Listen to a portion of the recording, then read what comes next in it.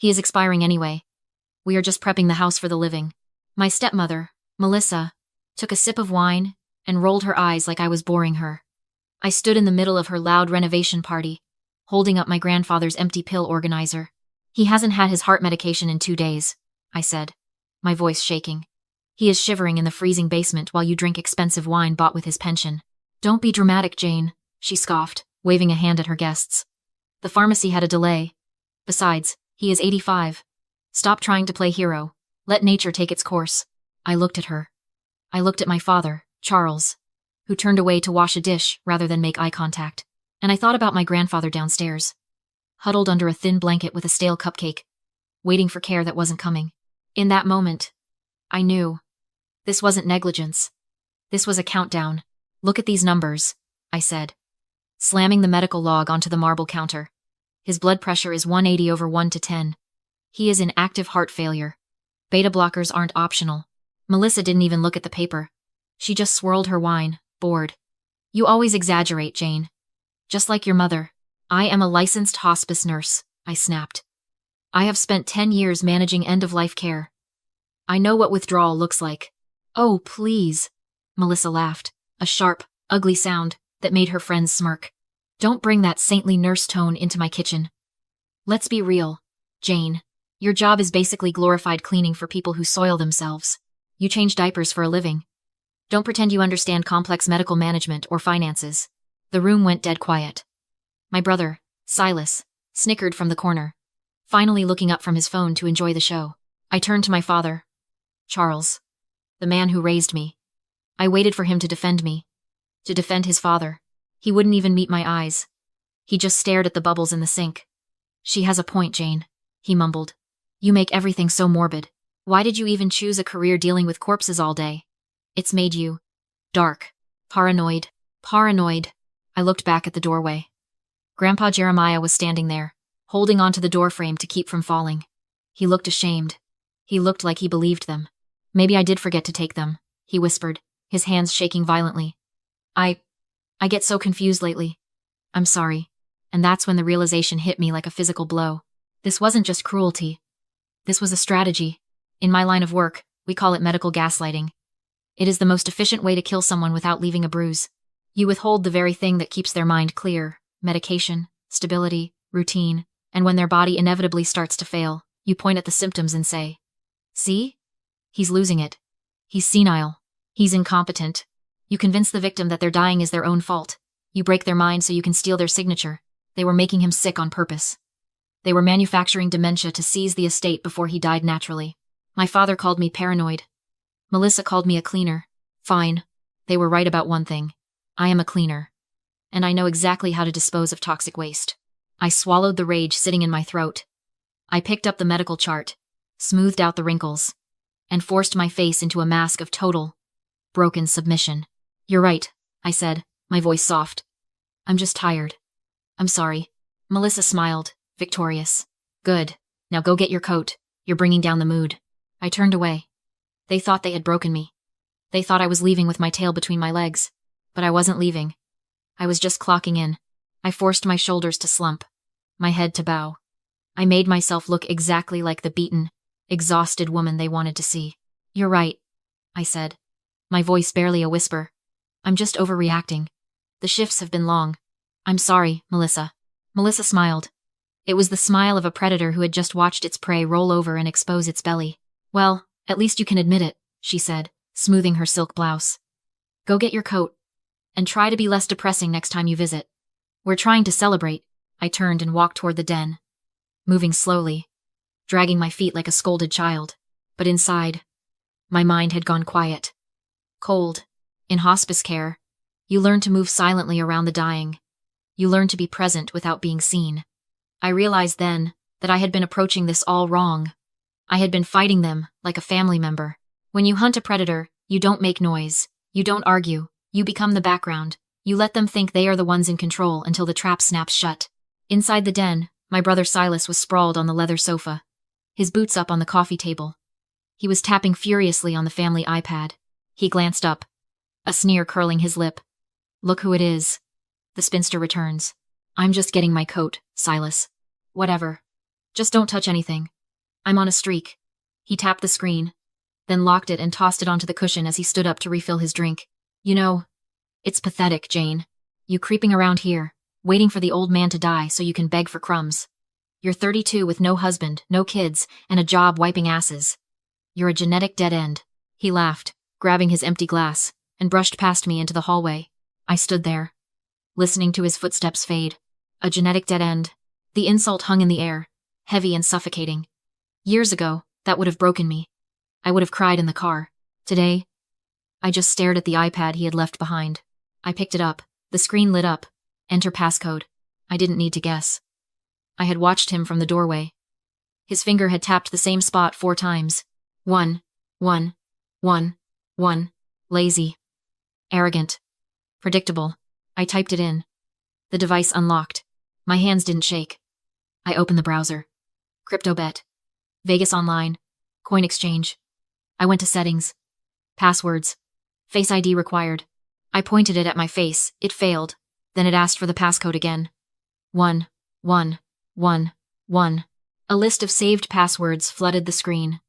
Bank logins. Email accounts. Gambling sites.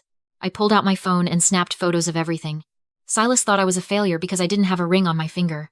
He didn't realize that while he was mocking my life, I was capturing the digital keys to his destruction. I locked the iPad and placed it back exactly where he left it. Then I looked up at the bookshelf.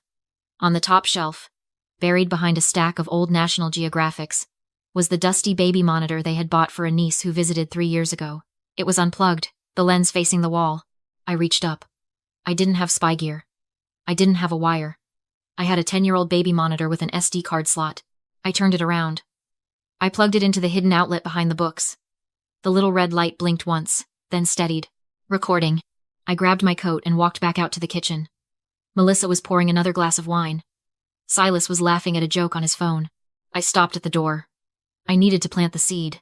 By the way, I said, keeping my voice trembling and anxious. I saw something weird on Grandpa's bank alert yesterday. Before you took his phone. Melissa paused, the bottle hovering over her glass. What? It said account frozen due to suspicious activity. Something about crypto? I looked at Silas. I think hackers might have targeted him. You should check it. If the bank freezes the assets, the renovation stops. I saw the color drain from Melissa's face. The renovation was her obsession. Her lifeblood. That's ridiculous, she snapped. But her eyes darted to Silas. Just thought you should know, I said. Goodbye, Melissa. I walked out into the cold night air. Behind me, the music stopped. I sat at my kitchen table with an X-Acto knife and a glue stick. I didn't need to be a forger. I didn't need to hack a mainframe. I just needed to copy the letterhead from an old bank statement and paste it onto a terrifyingly official-looking notice. Notice of asset freeze. Reason? Suspicious cryptocurrency activity. Estimated review period. 180 to 365 days. It looked real enough to scare a woman who was bleeding cash. I drove back to the estate the next morning. I timed it perfectly. A contractor's truck was idling in the driveway, and I could hear shouting from the porch. I don't care about your excuses, Mrs. Thorne, a burly man in a hard hat was yelling. Material costs are up. I need the draw payment by noon, or we walk, and we take the lumber with us. Melissa was standing in the doorway, clutching her silk robe, looking frantic. I told you, the transfer is pending. It's just a banking glitch. You have until noon, the man spat, then marched back to his truck. Melissa turned and saw me standing on the walkway. Her eyes narrowed. What do you want? I don't have time for your little visits. I know, I said, breathless, waving the envelope. I saw the alert again. I went to the bank branch this morning to ask for you. They gave me this. I handed her the forged letter. She snatched it. Her eyes scanned the page. I watched the blood drain from her face. 1 year? She whispered. They can't freeze it for a year. The renovation. The contractors. It's federal protocol for crypto laundering, I lied. They think Grandpa is moving illicit funds. If the FBI gets involved, the house gets seized as evidence. She looked at the contractor's truck, then back at the letter. She was cornered. Greed had dug the hole. Panic was pushing her into it. Fix it, she hissed. You're the nurse. You deal with bureaucracy. Make it go away. I can't unfreeze it, I said, putting on my most helpful, submissive voice. But the bank manager told me there's a loophole. If we hire a private, certified forensic auditor, to prove the IP addresses came from outside the house hackers. Basically, they can lift the freeze in 48 hours. 48 hours? Yes. But it costs money. And you have to authorize it. I pulled the clipboard from my bag. On it was a standard engagement letter for a forensic accounting firm, one I had already retained with my own savings, and a limited power of attorney granting them full access to all historical transaction data. I can pay for the auditor, I offered. I just want Grandpa's name cleared. You just need to sign as his primary caregiver. Melissa looked at the paper. She didn't read the fine print. She didn't see that the audit wasn't limited to hackers. She didn't see that it authorized a full reconstruction of every dime spent in the last 5 years. She only saw the solution to her contractor problem. She saw a way to blame the gambling losses on hackers or Silas, get the money unlocked, and finish her renovation. Fine, she snapped, grabbing my pen. Get it done. And tell them to hurry. She signed sharp, jagged. Melissa Thorne. She shoved the clipboard back at me. Now get out. I have idiots to manage. She thought she'd approved a tech ticket. She'd actually signed a confession to grand larceny. 2 weeks later, we sat in a cold law firm conference room. Melissa and Silas across from me. My father, Charles, in the middle pale, hoping for mercy. Mr. Vance, the forensic accountant, opened his laptop. We reconstructed 5 years of finances. The hackers were local devices registered to this household. Silas Froza. Transfers totaling $140,000 went to offshore crypto casinos, Vance said. Authorized from Silas's iPad. Passcode 1111. Followed by logins to his email. Silas stammered about hacking. And $75,000 more, Vance continued, was diverted from Jeremiah's pension to a shell company Lux Interiors registered to you, Mrs. Thorne. Silence. You invoiced the estate, paid yourself, and moved the money to personal savings. Total theft, $215,000. I looked at her. You signed the audit. You paid a professional to document your felony. Melissa exploded, fired Vance, and ordered him out. He calmly replied. As a certified forensic accountant, I'm a mandatory reporter for elder financial abuse. I emailed this report to the district attorney 10 minutes ago. Then he left. Cornered. Melissa struck back, calling 911 and Adult Protective Services, claiming Jeremiah had advanced dementia and was being manipulated by me. When officers arrived, she sobbed on cue. He's incompetent, she screamed. I looked at her. For the police record, are you stating Jeremiah lacks legal capacity? Yes, she shouted. The trap snapped shut. I handed the officers the documents she'd forced him to sign yesterday: audit approval, power of attorney, and a $20,000 check. If he's incompetent, I said evenly, then coercing him to sign these yesterday is felony elder abuse and fraud. She froze. Sane meant eviction and lawsuits. Senile meant prison. She chose prison. Mrs. Thorne? The officer said. Hands behind your back. The handcuffs clicked. 3 months later, the house was peaceful. Melissa and Silas awaited trial.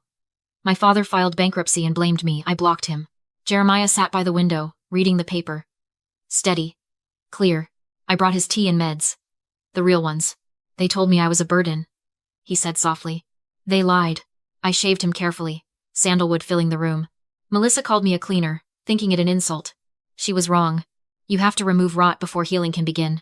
The house was ours again. No contractors. No vultures. They mistook service for weakness.